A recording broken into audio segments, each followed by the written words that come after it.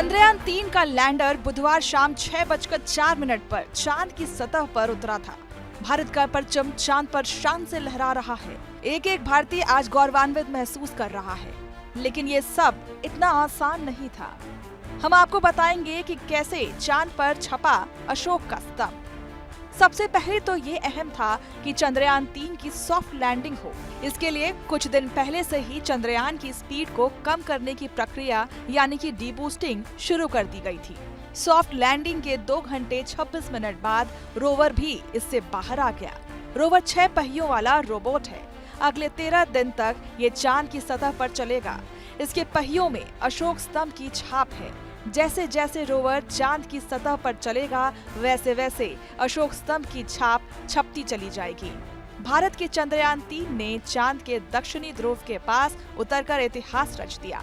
40 दिन के लंबे सफर के बाद रोवर भी इससे बाहर आ गया। रोवर की मशीन लाइफ एक लूनर डे है। चांद पर एक दिन पृथ्वी के 14 दिन के बराबर होता है। चांद के दक्षिणी ध्रुव के पास लैंडर उतारने वाला भारत दुनिया का पहला देश बन गया है।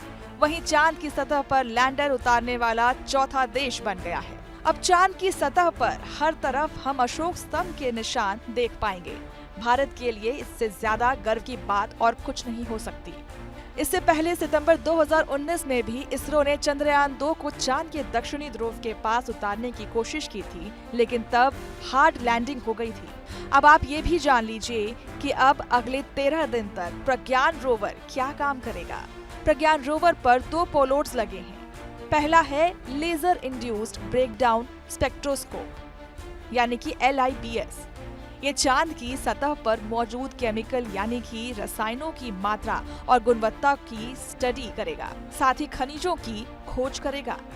इसके अलावा प्रज्ञान पर दूसरा पेलोड है अल्फा पार्टिकल एक्स-रे स्पेक्ट्रोमीटर यानी कि APXS।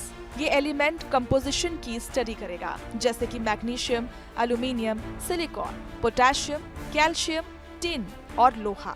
इसकी खोज लैंडिंग साइट के आसपास चांद की सतह पर की जाएगी।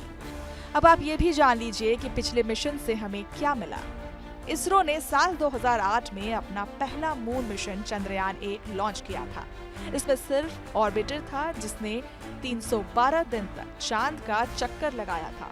चंद्रयान-1 दुनिया का पहला मून मिशन था जिसने चांद में पानी की मौजूदगी के सबूत दिए थे। इसके बाद 2019 में चंद्रयान-2 लॉन्च किया गया था।